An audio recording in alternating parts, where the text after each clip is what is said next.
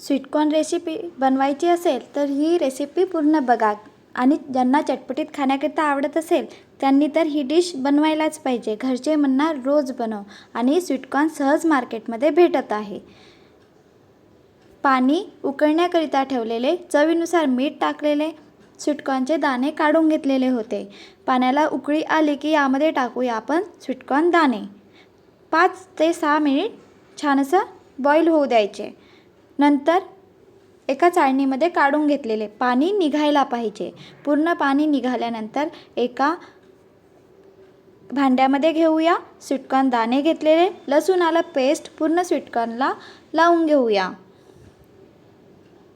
यावर टाकूया मैदा।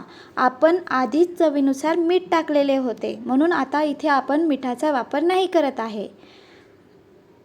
पोहा खाच्या चम्मचनी 2 चम्मच मैदा टाकलेला आणि पूर्ण मका दाण्याला लावून घेतलेले आहे।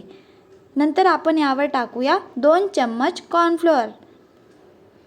मैदा नाही टाकायचा असेल तर इथे आपण कॉर्नफ्लोअरचा पण वापर करू शकतो आणि मका दाणे किती प्रमाणात घेत आहे त्याप्रमाणेच मैदा किंवा कॉर्नफ्लोअर याचा वापर करायचा आहे।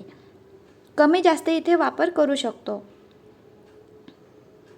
तेल गरम होण्याकरिता ठेवलेले, तेल गरम झाले की आपल्याला स्वीटकॉर्न दाणे टाकायचे आहे। छान असं बॉईल करून घेऊया। स्वीटकॉर्न दाणे पाण्यामध्ये छान उकळले नाही गेले तर उडत असतात। लांबच उभं राहायचं किंवा हातामध्ये दाणा उडायला नाही पाहिजे तर एखादी प्लेट वगैरे पकडायची। तसे तर उडत नसतात पण उडायला नाही पाहिजे म्हणून मग आपल्या प्रिकॉशन घेतलेली बरं। कढई घेतलेली, कढईमध्ये थोडंच तेल घ्यायचं। ज्या तेलामध्ये आपण स्वीटकॉर्न तळून घेतलेले होते तेच तेल घेतलेलं, पोहा खाच्या चम्मचने 1 ते 2 चम्मच। यामध्ये बारीक एक छोटा कांदा घेतलेला, शिमला मिरची घेतलेली आणि मीठ टाकलेलं आहे। थोडंच परतून घेऊया, शिमला मिरचीचा कच्चपणा जायला पाहिजे। थोडंच परतून घेतलेला छान लागतं ही डिश खाण्याकरिता। तेल गरम असायला पाहिजे तेव्हाच आपल्याला स्वीटकॉर्न दाणे तळून घ्यायचे आहे आणि थोडं लांबच उभं राहायचं कारण एखादी स्वीटकॉर्न दाणा उडू शकतो। पण ही डिश खाण्याकरिता चटपटीत आहे। शक्यतो उडत तर नाही पण काही सांगता येत नाही म्हणून मी लांबच उभे होते।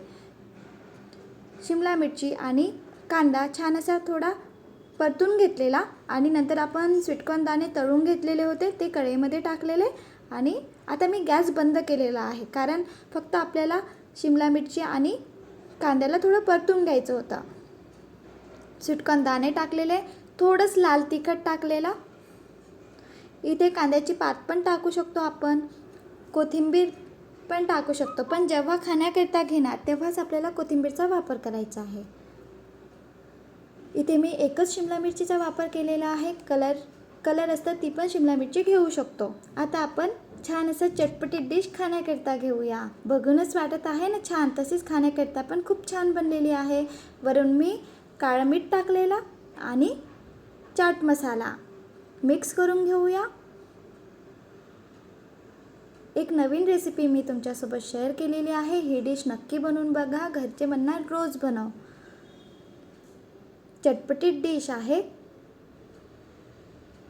आणि व्हिडिओ आवडला असेल तर please like, share and subscribe. वरून निंबू टाकूया। बनवून बघा आणि कमेंट करून सांगा।